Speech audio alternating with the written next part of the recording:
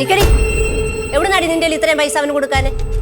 ദേ ഞാൻ നോക്കുമ്പോഴേ ഇവള് പൈസ ചുരുട്ടി പിടിച്ച് അവരുടെ പോക്കറ്റ് വെച്ച് കൊടുക്കുന്നു. വെച്ചോ വെച്ചോ പറഞ്ഞുകൊണ്ട് കളിന്ന് പരുങ്ങുന്നത് കണ്ടോ? ഓഹോ, അപ്പൊ എന്റെ പേഴ്സിൽ നിന്ന് പൈസ കാണാതെ പോകുന്നത് എവളെടുക്കുന്നതായിരുന്നില്ലേ? എവിടുന്നാണ് നീ ഈ കള്ളത്തരമൊക്കെ പഠിച്ചത്? എന്റെ കുടുംബത്തിൽ നിന്ന് കിട്ടിയാന്നോ അതോ പാരമ്പര്യമായിട്ട് കിട്ടിയാന്നോ? അച്ഛാ, ഇനി എന്റെ കുടുംബത്തിനെ പറ്റി ഒരു അക്ഷരം മിണ്ടരുത്. ഇത്രയും നാളെ ഞാൻ കേട്ടെന്ന് പോലെ ഇനി കേട്ട് നിൽക്കണമെന്നൊന്നുമില്ല. ഞാൻ പ്രതികരിക്കും. നീ പ്രതികരിക്കുന്നോ? നീ എന്തോ പറഞ്ഞേ? നിന്റെ അച്ഛനെ അടിക്കോ? അമ്മ മിണ്ടരുത്. ഇത് ഞാൻ എന്റെ അമ്മ പലപ്പോഴായിട്ട് തന്ന പൈസ കൂട്ടി വെച്ചിട്ടാ ഞാൻ അവന് കൊടുത്തത്. അല്ല, ഞാൻ ആരുടെയും കട്ടതൊന്നുമല്ല. മൂട്ടിക്കുന്ന മൊത്തം ഈ അമ്മയാ.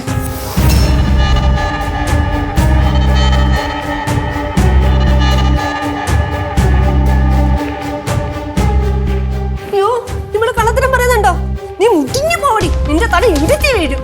ഇവള് കട്ടുമോട്ടിച്ച് നിന്റെ കുടുംബക്കാർക്ക് കൊണ്ടുകൊടുത്തിട്ട് എന്നെ കളിയാക്കുന്നുണ്ട് ഇവള്. അച്ഛന് സംശയം ഉണ്ടെങ്കിൽ അമ്മയുടെ അരിപാത്രത്തിൽ പോയി നോക്ക്. എനിക്ക് മതിയായി അച്ഛ. കല്യാണം കഴിഞ്ഞ് വന്നപ്പോ തൊട്ട് ഞാൻ അനുഭവിക്കാൻ തുടങ്ങിയതാ. എന്റെ നല്ല പ്രായം മുഴുവനും ഞാൻ ഇവിടെ തീർത്തു. എന്നെ എന്റെ വീട്ടുകാരും വെറും പട്ടികളെ പോലെയല്ലേ നിങ്ങൾ കാണുന്നത്?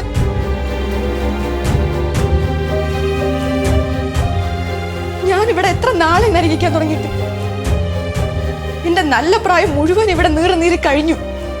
കള്ളൂടനായ ഭർത്താവിന് നിങ്ങളെയൊക്കെ സഹിച്ചിട്ട് ഒരു വാക്ക് പോലും ഞാൻ തിരിച്ചു പറയാതല്ലേ ഇത്ര നാളും ജീവിച്ചത്. വയ്യ എനിക്ക്.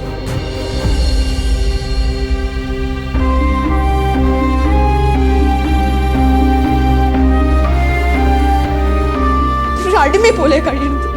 മതിയടി, നിർത്ത്. എന്നുപോലാടി നിനക്ക് എന്റെ മുമ്പിൽ ഇങ്ങനെ ശബ്ദം ഉയർത്തി സംസാരിക്കാൻ ധൈര്യം വന്ന്? 18 വയസ്സിൽ കല്യാണം കഴിഞ്ഞ് വന്നതാ ഞാനിവിടെ. അന്ന് മുതൽ ഒരു 30 വയസ്സിലെ സ്ത്രീയെ പോലെ നിങ്ങൾ എന്നോട് പെരുമാറിയത്. പിടിച്ചു നിൽക്കാനുള്ള ഓട്ടത്തിൽ ധൈര്യം വന്നു പോയതായിരിക്കും. ഇതാ പണ്ടുള്ളവർ പറയുന്നത്, തരത്തിലുള്ള ബന്ധമേ പാടുള്ളൂ. പാവപ്പെട്ട വീട്ടിലെ അമ്മഞ്ഞോട് കെട്ടിക്കൊണ്ട് വന്നതാ. ഇപ്പോഴല്ലേ അവിടെ തനിക്കൊണ അറിഞ്ഞത്. ഇക്കണക്കിന് എവക്ക് വല്ല ജോലിയും കൂടെ ഉണ്ടായിരുന്നില്ലേ, എവിടെ നമ്മുടെ തലേ കയറിയിരുന്ന് മേഞ്ഞേനെ. സത്യം. ജോലിയും വരുമാനം ഇല്ലാത്ത എന്റെ തോൽവിയെന്ന് എനിക്ക് മനസ്സിലായതാ.